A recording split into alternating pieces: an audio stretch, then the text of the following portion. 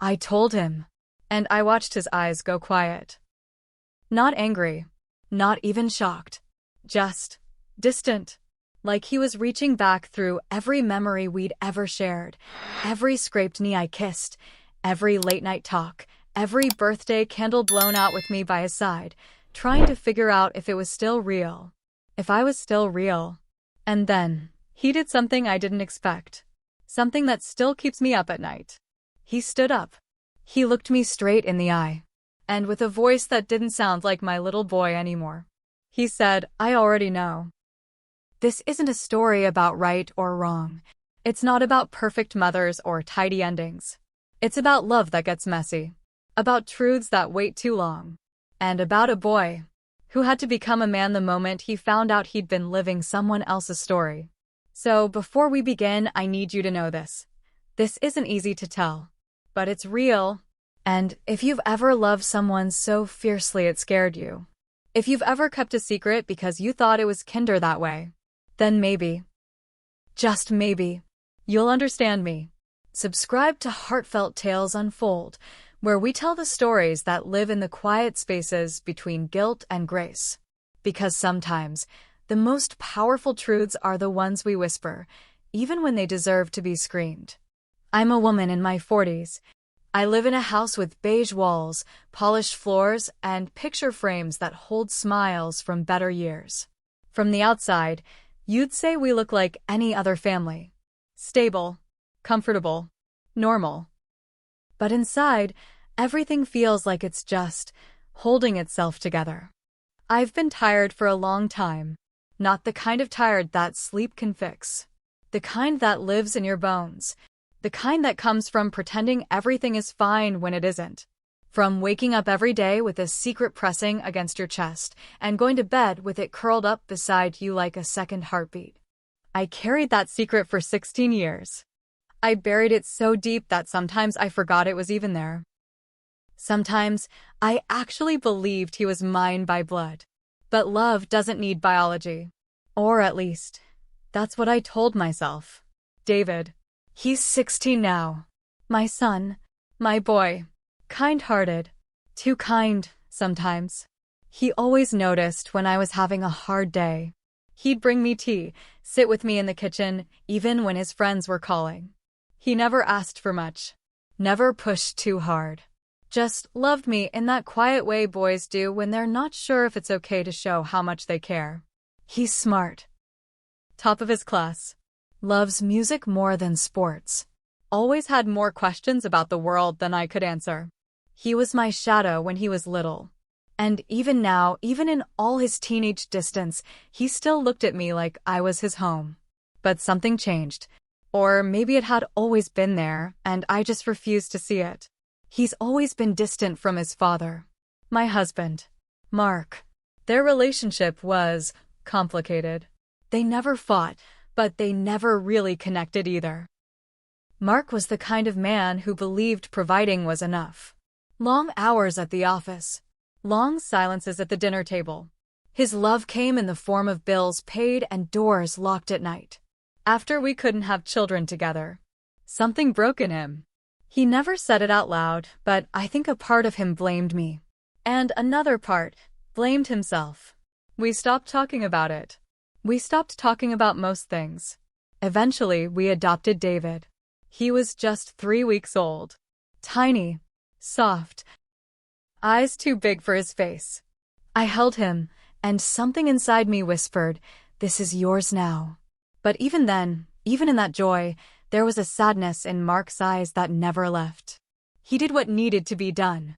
But he never looked at David like he was his. Not the way I did. Over the years, our marriage became a routine. Two people orbiting the same house, speaking only when necessary. No warmth. No spark. Just the dull hum of responsibility.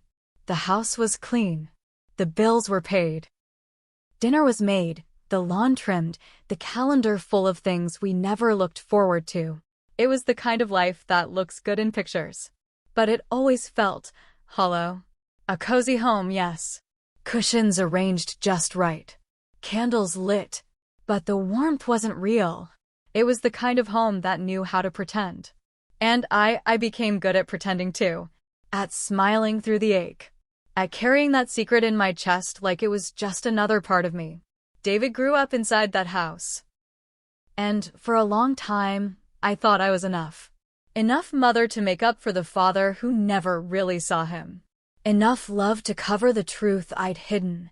But love built on silence. It only holds for so long. And the day he said, I already know, I felt the weight of every year I'd spent trying to outrun the truth. It had caught up. And it wasn't finished with me yet. It started with something so ordinary. A school form. That's all it was. He needed his birth certificate. Said they asked for it at school. Something about exam registration, matching documents. I don't remember now. I just remember the way his voice came from the hallway, casual, like any other afternoon. Mom, where do we keep the documents? I told him. Top drawer in the study, blue folder marked important. I didn't think twice. I should have. He was in there longer than usual. And when he came back out, he wasn't holding the form. He was holding a white envelope. Old. Bent at the corners.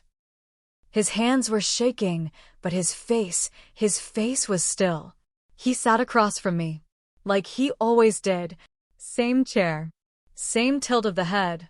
But something in him had shifted. And then he said, soft, barely above a whisper, why does this say David Allen Moore? My breath caught. Everything in me froze. He wasn't angry. That's what gutted me. He wasn't yelling. He wasn't accusing. He just looked lost. Like he'd opened a door and the entire house behind it had disappeared. I laughed. I don't even know why. One of those nervous, fragile laughs that cracks before it forms. That's nothing, I said. Just a mix-up, a paper from the agency, but even as the words left my mouth, I knew they sounded wrong. Weak. Hollow. He didn't push. He just nodded. Folded the paper back into the envelope like it had never been touched. Okay, he said. But his eyes. They said everything he didn't. They said, you just lied to me. That night, I couldn't sleep. I lay awake with the sound of that envelope crinkling in my ears. I kept picturing him sitting there, trying to make sense of something he wasn't ready to face. Something I should have told him years ago. My chest felt tight. Like my own secret was turning into a fist, pressing down hard. I stared at the ceiling, at the shadows dancing across it, and all I could see was his face. Not angry. Not scared. Just different. Like I wasn't who he thought I was anymore. And I knew. I couldn't lie to him again. I had to tell him. Everything. I stared at the ceiling until the sky outside turned from black to gray. And in those quiet hours, I kept thinking, when did I start believing silence was love? When did I decide that not telling him was safer than watching his love for me shift? It wasn't always like this. There was a time I believed in forever. Believed that marriage was made of truth and tenderness, that pain could be talked through and healed. But that belief died the day I found the text messages. Late at night. Mark's phone left face up. Her name flashing like a curse I didn't recognize. It wasn't just one message. It was months. Conversations dripping with things I hadn't heard from him in years. And worse than the affair itself was what came after. Silence. Not guilt. Not an apology. Just distance. He didn't fight to keep me. He didn't beg. He just stood there, like someone watching a house burn from the sidewalk. We stopped trying for a baby not long after. Doctors said there was damage. Scarring. They didn't say whether it was physical or emotional, but both felt permanent. I'd always wanted to be a mother. Even as a little girl, I imagined bedtime songs and scraped knees and tiny arms wrapped around my neck. That dream had been the one thing I held onto. So when they handed me David, 3 weeks old, swaddled tight, blinking up at the world like it was too loud, I fell in love instantly. No hesitation. No second thoughts. He didn't come from me, but he became mine in that moment. My son. My second chance. My reason to wake up. And Mark. He signed the papers, yes. took the photos at the courthouse, held David on the drive home. But he never felt like a father. Not in the way I hoped he would. He provided. He existed. But he never connected. So I raised David alone inside a marriage. Every school drop-off. Every bedtime story. Every heartbreak. It was me. And I never complained. Because he gave me more love than I thought I deserved. But still, that secret followed me everywhere. Every birthday candle he blew out. Every question about baby pictures. Every time he looked at me and said, "I love you, Mom," I'd feel it. That ache. That fear. What if he knew? What if, knowing, he looked at me differently? What if that love shifted? I wasn't afraid of losing him. I was afraid of losing the illusion that he had always been mine. The illusion that blood didn't matter. That love was enough. I told myself I was protecting him. That the truth would only confuse him. That there was no need to stir something that didn't need stirring. But the truth? It wasn't about protecting him. It was about protecting me. Because deep down I knew. If he ever found out, if he ever felt the space between us, it wouldn't be me he came to for comfort anymore. And I wasn't ready to lose that. Not even to the truth. But guilt. It's a slow poison. It doesn't scream. It whispers. At the dinner table. In the laundry room. In the silence between two people who used to speak in laughter. And after 16 years, it had begun to rot everything I touched. Even the way I looked at him. Every hug felt heavier. Every mom felt fragile. Like I didn't fully deserve it. And now that the truth was out, or at least sensed, I couldn't go back. The silence that once protected me was now turning into the very thing that might take him from me. I waited until Sunday. I don't know why. Maybe because Sunday felt softer, quieter, like the world would slow down enough to catch us if we fell. I made tea, set the mugs on the table, sat across from him like it was just another conversation. But it wasn't. My hands wouldn't stop shaking. My voice caught before it even left my throat. I looked at him, really looked at him. 16 years old, taller than me now, but still holding that same tilt to his head he had as a toddler when he was trying to understand something too big for his world. And I told him. All of it. I told him he was adopted. That I couldn't carry children. That it wasn't just biology, it was betrayal. That his father had had an affair. That by the time we found out the damage was done, the marriage had already started unraveling, thread by thread. I told him about the paperwork. The night I stayed up, signing my name on lines that would make him mine forever. I told him I chose him. Not out of desperation. But because the moment I saw him, I knew. I knew he was the child I was meant to raise. And, through it all, he didn't say a word. He didn't cry. Didn't ask questions.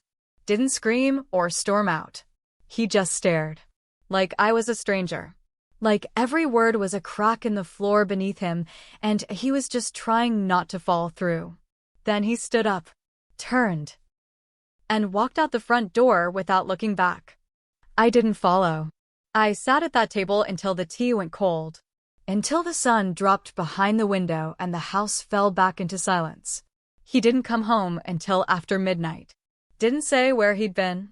Didn't say anything at all.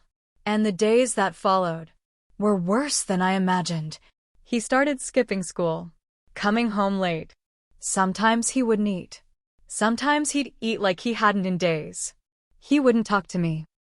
Wouldn't look me in the eye. He moved through the house like a guest. Not angry. Not loud. Just gone. I tried to reach him. I knocked on his door. Asked if he wanted dinner.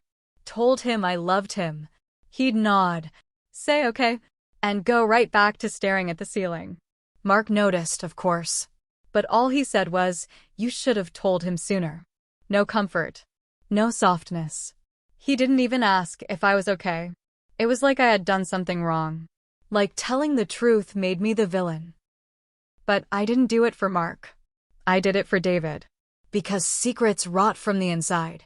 And I couldn't carry this one any longer, not if it meant losing what little of myself I still recognized. It wasn't until the end of that week that David finally let it out. He came into the kitchen while I was washing dishes. Leaning against the counter, arms crossed. "You should have told me," he said. His voice was calm, measured, but his eyes were red. "You let me believe a story that wasn't even real." I tried to speak, but he cut me off. "All those years. I asked about the baby pictures, and you'd change the subject. I asked why Dad was so cold, and you'd just say he's tired. I thought we were close." "We were close," I whispered. He shook his head. "No. You were close to the version of me that didn't know the truth. But now I wonder if I ever really knew you." And that broke me more than anything else ever had. Not the adoption. Not Mark's affair. Not the infertility. But this, my son questioning if I was real. I saw the phone in his hand then. Lit up with a message. He glanced at it quickly. Pressed the screen. Tucked it away. Something about the way he did it. Quiet. Secretive. He was texting someone. Often. Late into the night. I didn't recognize the name when it flashed one evening, just for a second. But it wasn't someone I knew. A girl, maybe? Or maybe not. And that was the part that began to scare me. Because secrets don't stop with one confession. They spread. And now, he had one of his own. It was a Thursday. Clouds were hanging low like the sky had something to confess to. David hadn't come home from school. Again. I waited. Tried calling twice. No answer. I stood by the window for what felt like hours, watching the streetlight flicker at the corner, listening for the sound of his footsteps on the porch. But when the silence got too loud, I grabbed my keys. I didn't know where I was going. Didn't have a plan. Just followed a feeling. Something had been gnawing at me for days. The way he clutched that phone. The way he started dressing different, walking different, like someone trying to step into a new skin. I knew he was hiding something. But I didn't expect her. I parked across from the cafe downtown. Saw him through the glass, sitting in the corner booth. His back was to me. But I'd know that posture anywhere. Hunched just slightly, head tilted, one leg bouncing beneath the table, nervous, but trying not to show it. And across from him, a woman. Mid-30s. Dark curls pulled back. A soft face. Familiar eyes. Eyes I'd seen staring back at me in his. My stomach dropped. I stayed in the car, frozen. Couldn't breathe. Couldn't blink. She was smiling. He was laughing in a way I hadn't heard in weeks. Free. Open. She reached out and touched his hand. He didn't pull away. And then he stood. Came around the table. And hugged her. Not a polite hug. Not an awkward, thanks for the coffee hug. But something deeper. Longer. Like his body remembered her. Like he'd always known her scent. And in that moment, I was no longer the only mother he loved. I don't know how long I sat there. Hands gripping the steering wheel, heart pounding in my throat. Tears welled up, but I didn't let them fall. Not yet.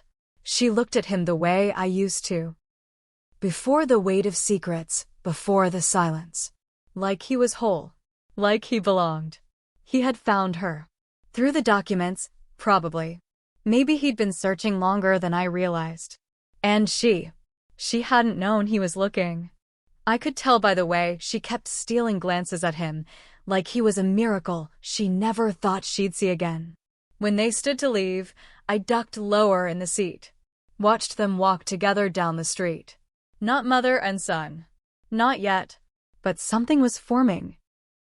I didn't follow. I drove home. Parked in the garage. Sat in the dark. And I cried. Not because he met her. Not because he smiled at her the way he used to smile at me. But because I had waited too long. Waited until his love had questions I couldn't answer. Waited until someone else held the space I once filled. I wasn't angry with him.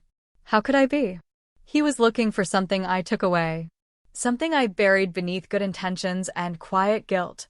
And now, watching him with her. I knew. He wasn't running from me. He was running to the part of himself I never let him see. And that was my fault. After that night, something shifted. Not with thunder. Not with shouting or slammed doors. It was quieter than that. More dangerous. David came home late the next evening. Said he was at the library. Didn't mention her. Didn't lie, but didn't tell the truth either. I didn't ask. I couldn't. Because I already knew. By the end of that week, he started packing a bag on Fridays. Small things at first: headphones, a book, a spare hoodie. Then came the overnight stays. By the second weekend, he didn't even look uncertain when he said, "I'll be with her till Sunday." He didn't call her mom. Not in front of me. But the way he said her, it carried weight. At home, he was polite. Distant, but not cruel. He did the dishes when asked. Said good night with a nod.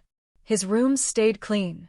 But the warmth, the little jokes, the lingering hugs, the spontaneous laughter, it all disappeared.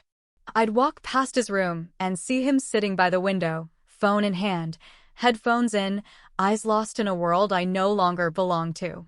He didn't hate me, but he didn't need me anymore. And that was worse. I tried. God, I tried.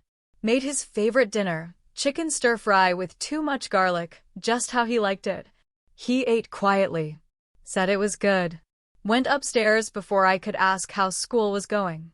I knocked on his door one evening. Stood there with my hand hovering for a minute too long. He opened it halfway. "Can we talk?" I asked. He looked tired. Not angry. Just done. About what? I didn't have an answer. Because how do you ask someone to love you the way they used to? I miss you, I said. He nodded. I'm still here. But he wasn't. Not really. And Mark? He noticed none of it. Or pretended not to. He still left early, came home late. Dinner was silent. TV filled the spaces where conversations should have lived. I cried once, quietly in bed. Not loud enough for anyone to hear.